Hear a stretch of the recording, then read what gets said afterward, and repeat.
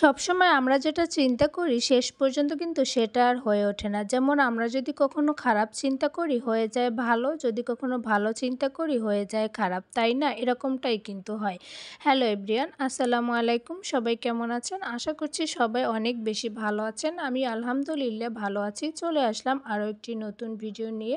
তো যারা আমার ভিডিওটি দেখছেন সবাইকে অসংখ্য ধন্যবাদ। তো এবার হচ্ছে যেটা বলছিলাম, তো এবার কোরবানির ঈদে আমাদের গ্রামে যাওয়া হয়নি। তো গ্রামে যাওয়া হয়নি এটার একটাই কারণ, অনেকেই জানেন যে রমজান ঈদের পর এসেই হচ্ছে আমার ২ টা বাচ্চাই অনেক বেশি অসুস্থ হয়েছিল, যেটা কল্পনারও বাহিরে। তো সেই থেকে হচ্ছে আমার মেয়ে দুটোর শরীর এখনও অনেকটাই মানে ঠিক হয়নি, দুর্বল। তো এর মধ্যে হচ্ছে আবার আমার শাশুড়ি মাও মারা গেল। তো একটার পর একটা আসলে বিপদ লেগেই আছে। তো এবার হচ্ছে গ্রামে যারা গিয়েছেন তারা কিন্তু জানেন অনেক বেশি গরম ছিল, রোদ ছিল। আর ঢাকায় যারা ছিলাম, ঢাকায় কিন্তু আবহাওয়াটা খুবই ঠান্ডা ছিল। তো ভাবলাম যে যেহেতু ঈদের সময় বাড়িতে গেলে অনেক লোকজন হবে আর অনেক গরম, আর আমার ছোট বেবিটা, বিশেষ করে ছোট বেবিটার কথাই চিন্তা করেছি যে ওর শরীর এখনও ঠিক হয়নি, অনেকটাই দুর্বল। এখনও খেলতে গেলে হাঁপিয়ে যায় বা হাঁপিয়ে যাওয়ার পরে ঘুমিয়ে যায়। ঘুমানোর পরে অনেকটা সময় আসলে ঘুমায়ও।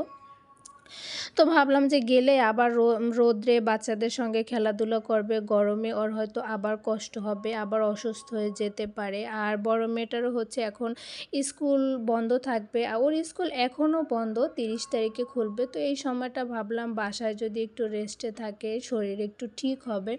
তো আসলে যেই চিন্তা করে বাড়িতে গেলাম না, সেই আর কি যে ভয়টা পেলাম সেই ভয়টাই সত্যি হলো। যে বাসায় থেকেও আমার ছোট বেবিটার দেখলাম যে হঠাৎ করে সারা শরীরে এমন অ্যালার্জির মতো উঠে গেল, মানে লাল লাল একদম দানা দানা, যেটা ওর জন্মের পর থেকে কখনোই হয়নি, আমি দেখিনি। তো 2-3 জনকে হচ্ছে ছবি করে ভিডিও করে পাঠালাম। তো বলল যে এটা ভয়ের কিছু নেই, অ্যালার্জি হয়েছে গরম থেকে। তো ওকে হচ্ছে ওষুধ খাওয়ালাম, ওষুধ খাওয়ানোর পরে হচ্ছে চলে গেল। কিন্তু বড় মেয়েটার কোরবানির পরের দিনই হচ্ছে জ্বর এসে গেল, যেটা একটা দুশ্চিন্তার কারণ ছিল। কারণ ওর কিন্তু অ্যান্টিবায়োটিকের ফুল ডোজ কমপ্লিট করা হয়েছিল, তার ভিতরে হচ্ছে 2-3 বার জ্বর আসলো, এটা নিয়েও একটা দুশ্চিন্তায় ছিলাম। তো এখন ওর শরীর ঠিক হয়নি, অনেকটাই দুর্বল। তো আসলে সবাই দোয়া করবেন যেন আমার বাচ্চা দুটো একটু সুস্থ থাকে। তো এইটাই আসলে বলার, যে আমরা যদি কখনো ভালো চিন্তা করেও একটা কাজ করতে চাই, কিন্তু যেটা আর কি ভয় পাই সেই ভয়টাই অনেক সময় সত্যি হয়ে যায়। তো যাই হোক, আমার রমজান কোরবানির আগের দিন হচ্ছে হেল্পিং হ্যান্ড এসেছিল, এর মধ্যে আর আসেনি, সব একা হাতেই করতে হয়েছে। তো তার মধ্যেও বাচ্চা দুটো অসুস্থ।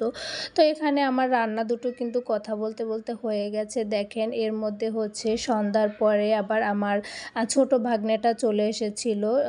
আমার মেয়ের জ্বরের কথা শুনে ওরা হচ্ছে একটু ঘুরতে বের হয়েছিল, ওকে নিতে চেয়েছিল। তো আমি বললাম যে না, আসলে ওর তো জ্বর, ও তো যেতে পারবে না। তো ওরা আবার ওকে দেখতে আসলো, দেখার পরে আবার ওর জন্য পছন্দের পিৎজা নিয়ে আসলো, ফুচকা নিয়ে আসলো। তো আমার মেয়ে খুব মজা করেই খেলো।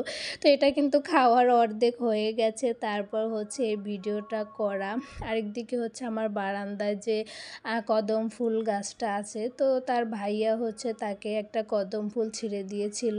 খুবই আর কি কষ্ট করে ফুলটা ছেঁড়া হয়েছে, তাও দেখেন যে এটার ডাঁট টাট কিছু নেই, শুধু ফুলটা। তো আজকের ভিডিওটা আমার এই পর্যন্তই। আল্লাহ হাফেজ।